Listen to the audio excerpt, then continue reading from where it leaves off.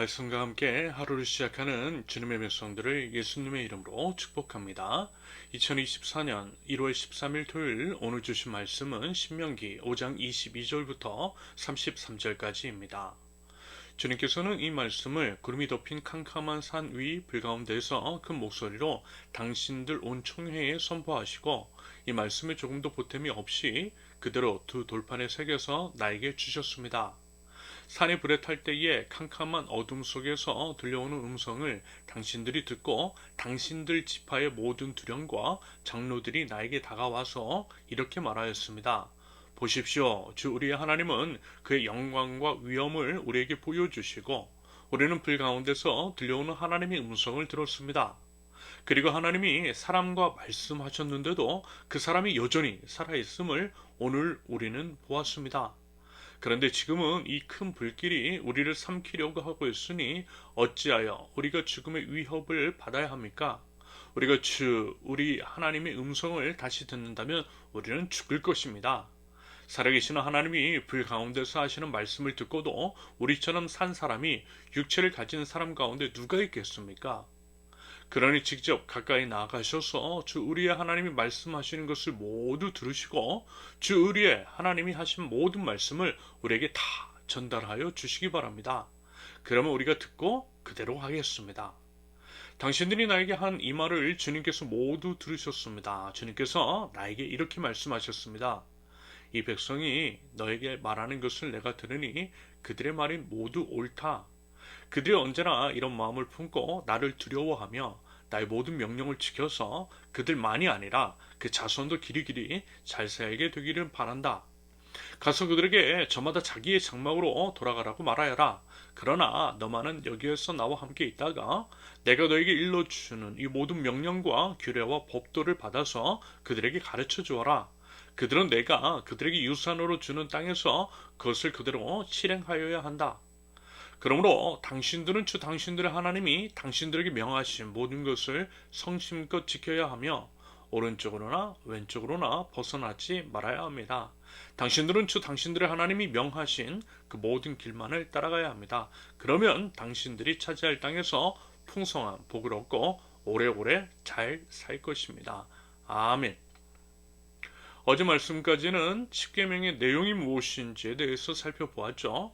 오늘 말씀은요, 모세가 이제 십계명을 받을 당시 그리고 받고 나서 이스라엘 백성들의 반응 및 하나님의 말씀에 관한 것입니다. 먼저 모세가 하나님께서 십계명을 써주신 두 개의 돌판을 가지고 왔을 때 이스라엘 백성들이 이야기를 건네죠. 그 전에 일단 이제 그 당시 사람들의 인식은 이랬습니다. 하나님을 본 자, 하나님의 음성을 들은 자는 죽는다라고 생각했어요. 그와 같은 표현이 성경 곳곳에 등장합니다. 이러한 인식이 당연한 것은 하나님은 거룩하신 분이시고 우리 인간은 모두 죄인이기 때문입니다.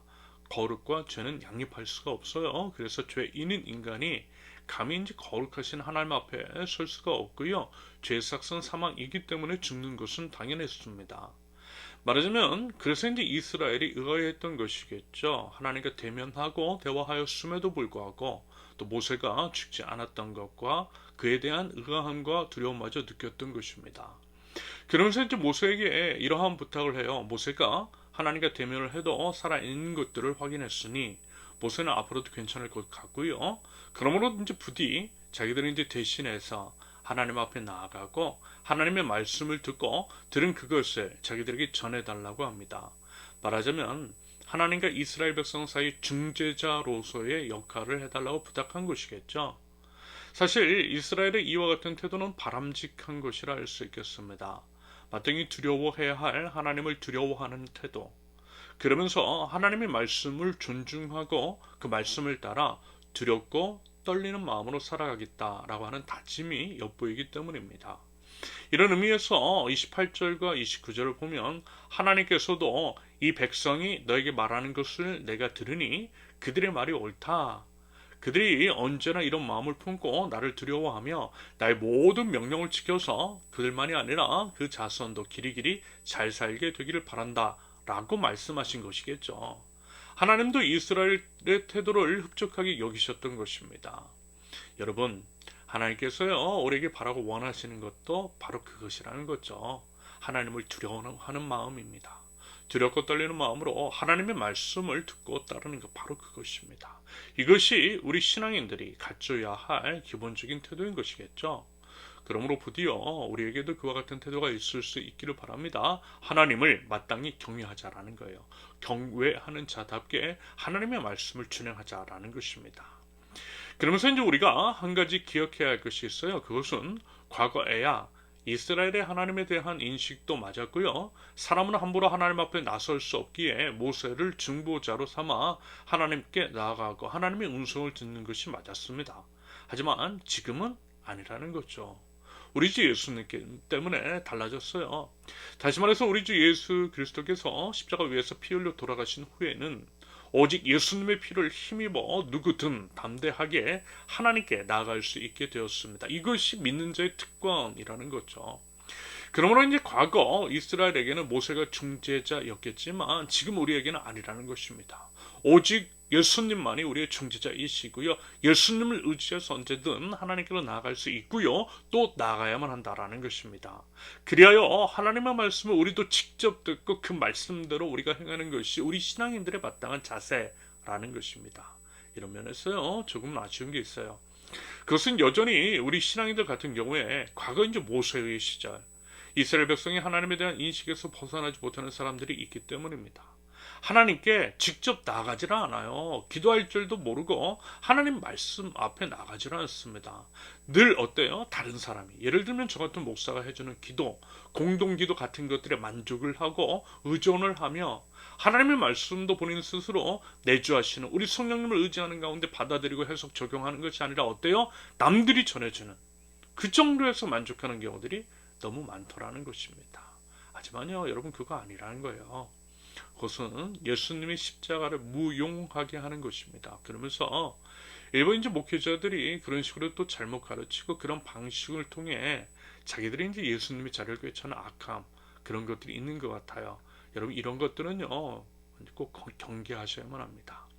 이런 맥락에서는 저는 개인적으로 이런 것들을 경계하고 있어요. 여러분들에게 부탁을 드리고 싶은 것이 있어요. 물론 중보 기도의 능력을 알고 중보 기도를 부탁하는 차원에서 기도를 부탁할 수는 있어요. 아니, 우리가 이제 공동체로 모인 이유는 함께 기도하기 위함입니다. 서로에게 이제 기도 부탁을 하고 함께 하나님께 기도하면서 서로 이제 중보 기도하면서 기도의 능력을 공동체적으로 경험하기 위함인 것이죠.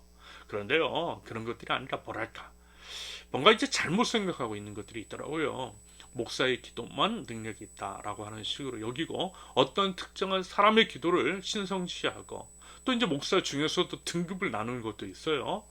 예전에 이제 제가 전도사 때 이런 경험을 직접 한 적이 있는데요. 전도사와 목사를 확실히 차별하더라고요. 목사의 등급을 나누는 것처럼 말입니다. 그러면서 이제 자기 자신은 어때요? 정작 기도하지 않더라는 거예요. 마치 우상 숭배자들이 점쟁이나 무당을 대하는 태도와 비슷했어요. 하지만 여러분, 그거 아니에요. 다시 한번 말씀을 드리지만 그것은 예수님의 십자가를 부정하는 것일 수 있어요. 예수님께서 십자가 위에서 돌아가심으로써 은혜의 시대를 여셨고 누구든 예수님의 이름으로 하나님께 나아갈 수 있는 길이 열렸는데 다시금 율법의 시대로 되돌리는 것일 수 있어요. 그것은 분명 잘못된 것이고요. 제대로 된 신앙이 우리 모두에게 정말 절실히 필요하다라는 것입니다. 직접 우리 하나님께 나아가 기도하고 하나님의 말씀을 듣고 그 말씀을 따라서 우리 행하자라는 거예요. 여러분, 하나님께서요 우리에게 이러한 능동적인 신앙을 원하신다라는 것입니다. 더불어 오늘 이제 하나님께서도 분명하게 이스라엘 백성들에게 약속하셨던 것처럼 여러분, 우리가 그렇게 할 때예요. 다시 말해서 하나님을 경외하고 하나님께서 명령하신 그 길만을 따라서 행할 때에 하늘의 신령한 복을 받고 이 땅에서 길이 살게 될 줄로 믿습니다. 이것이 우리 믿는 자들에게 주신 하나님의 약속입니다. 바라기는 하나님 중심적인 삶, 하나님의 말씀에 순종하는 삶을 살아감으로써 하나님의 복을 누리고 또 나눌 줄 아는 하나님 나라 백성들, 말씀의 사람, 저와 여러분들, 사랑하는 우리 세우는 교회 모든 식구들 되실 수 있기를 예수님의 이름으로 축원합니다. 함께 기도합니다. 하나님을 경외하는 마음과 태도로 겸손하게 하나님의 말씀 앞에 엎드립니다. 하나님의 말씀에 귀 기울여 듣게 하시며 들은 그 말씀대로 살아갈 줄 아는 순종의 마음과 태도를 허락하여 주시옵소서. 오직 우리 주 예수 그리스도를 힘입어 하나님께로 나아갑니다. 하나님 앞으로 나아갑니다. 예수님의 십자가로 하나님 나라 백성 삼아주신 은혜의 감사를 드리고 그 하나님을 찬양하며 날마다 우리 주님과 동행하고 하나님 나라 백성다운 성숙함을 이뤄나가는 저희가 될 수 있도록 우리 하나님 인도하여 주시옵소서. 올 한 해 더욱더 기도하게 하시고 더욱더 말씀 앞에 엎드리기를 원합니다. 하나님, 그리하여 신앙의 진일보를 이룰 수 있도록 우리 하나님 저희들에게 은혜를 더하여 주시옵소서. 예수님의 이름으로 기도합니다. 아멘. 하나님께서 오늘 주신 말씀과 각자의 기도 제목을 놓고 우리 잠시 기도합니다.